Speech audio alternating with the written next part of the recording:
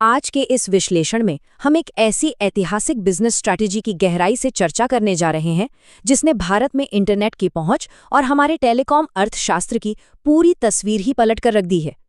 देखिए, ये महज एक नंबर या डेटा की बात नहीं है, बल्कि एक ऐसे बदलाव की कहानी है जिसने पूरे देश की डिजिटल दिशा को नया आकार दिया है।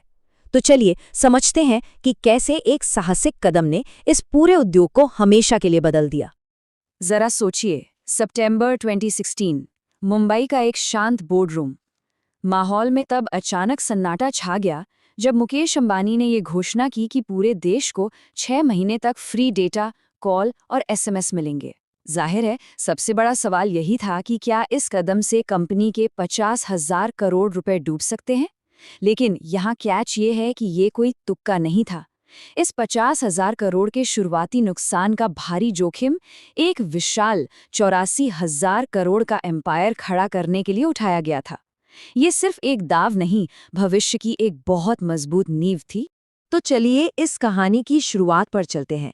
एक अधूरा टेलीकॉम सपना और 2002 से 2014 तक का वो उतार चढ़ाव भरा सफर। आपको जानकर शायद हैरानी हो कि 2002 में धीरूभाई अंबानी का एक सपना था कि हर आम इंसान और किसान के हाथ में फ़ोन हो। इसके बाद 2007 में रिलायंस इन्फोकॉम ने सीडीएमए तकनीक के साथ बाजार में कदम रखा, लेकिन जीएसएम नेटवर्क के सामने वो चल नहीं पाया। एक बहुत बड़ा झटका था वो। लेकिन असली गेम चेंजर 2014 में आया जब सरकार ने डिजिटल इंडिया पॉलिसी लॉन्च की। बस इसी नीतिगत बदलाव ने उस मौके को जन्म दिया जिसका दशकों से इंतजार था। इस पूरी रणनीति के बिल्कुल केंद्र में था स्पेक्ट्रम आवंटन। अब आप सोचेंगे, ये क्या है? इसे हवा में मौजूद उन अदृश्य रास्तों की तरह समझे जिन पर हमारा वायरलेस डेटा सफर करता है और सरकार इनकी नीलामी करती है।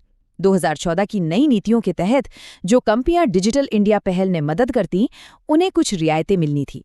ये एक ऐसा दुर्लभ मौका था जिसे रिलायंस ने तुरंत भांप लिया और पूरे देश के 4G स्पेक्ट्रम को खरीदने के लिए तुरंत 13,000 करोड़ रुपए का शुरुआती निवेश कर डाला। अब आते हैं इस डिजिटल विजन को जमीन पर उतारने की कहानी पर। भारी भरकम इंफ्रास्ट्रक्चर, कैपिटल और वो अभूतपूर्व 4G दांव। 1.5 लाख करोड़ रुपए। जी हाँ, 1.5 लाख करोड़। ये नंबर अपने आप में बहुत कुछ कहता है। ये कोई मामूली निवेश नहीं था। ये वो विशाल पूंजी थी जिसे कश्मीर से लेके कन्याकुमारी तक फैले एक राष्ट्रव्यापी 4G नेटवर्क को खड़ा करने के लिए मात्र 18 महीनों के भीतर लगाया गया। ये दिखाता है कि अपने विजन को सच करने के लिए यहाँ किस स्तर का जोखिम उठाने की तैयारी थी। और निवेश के साथ साथ रफ्तार भी देखिए। रिलायंस ने केवल 1.5 साल में इतने नेटवर्क टावर खड़े कर दिए जितने बाकी कंपनियों ने पिछले 10 सालों में भी नहीं बनाए थे। जब रिलायंस के कर्मचारियों के बीच इसकी इंटरनल टेस्टिंग की गई तो स्पीड 40 से 50 मेगाबिट प्रति सेकंड तक पहुंच गई। सोचिए, उस दौर में इस अभूतपूर्व गति ने बाजार में आने वाले भूचाल का एक मजबूत मंच तैयार कर दिया था। और यहीं से शुरू होता है महान टेलीकॉम युद्ध। मार्केट में मची उथल-पुथल, पलटवार और सर्वाइवल की लड़ाई। इस टेलीकॉम युद्ध का सबसे बड़ा हथियार क्या था? डेटा की कीमत। आपको याद होगा 2G और 3G के उस दौर में 1 गीगाबाइट डेटा के लिए हमें 200 से 300 रुपए तक चुकाने पड़ते थे।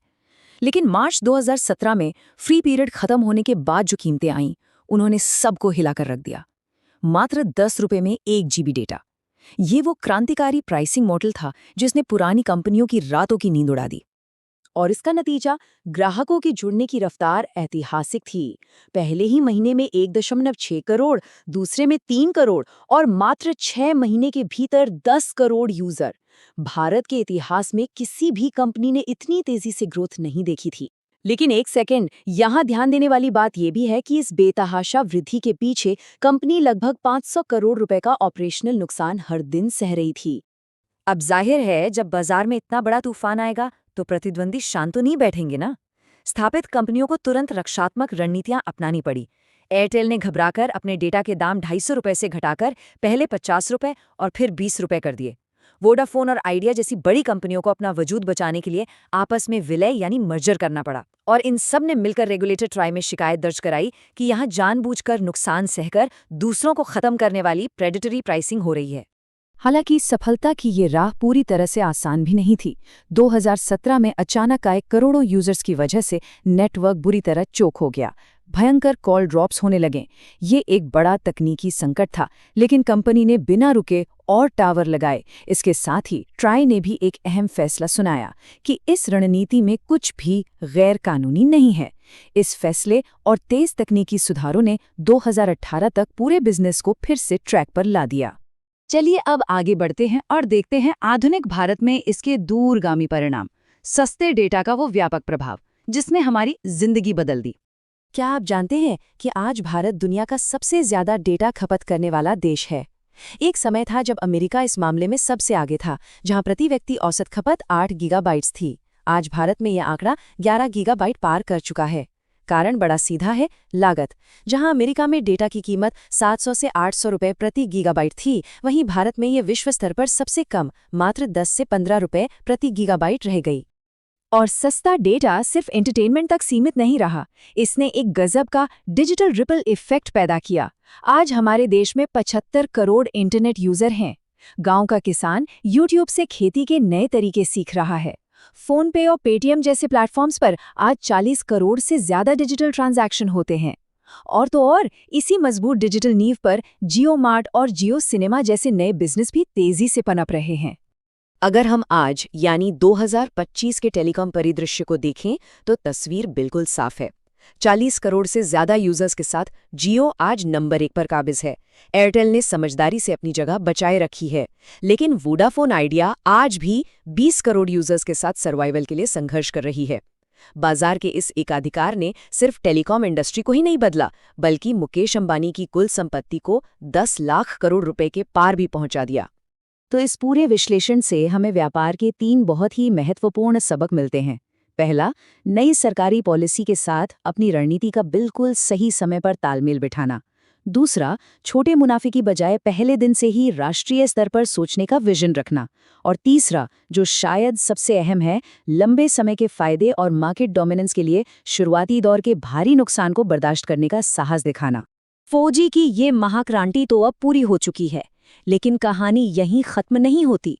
अब जब 5G और 6G जैसी नई और एडवांस तकनीकों में फिर से हजारों करोड़ का निवेश किया जा रहा है, तो इस नए डिजिटल इकोसिस्टम में अगला बड़ा भूचाल क्या होगा? ये एक ऐसा सवाल है जो हमें ये सोचने पर मजबूर करता है कि भविष्य का ये डिजिटल युद्ध अब किस दिशा में जाएगा। इन बदलावों पर नजर बनाए रखना वाकई बहुत दिलचस्प होगा।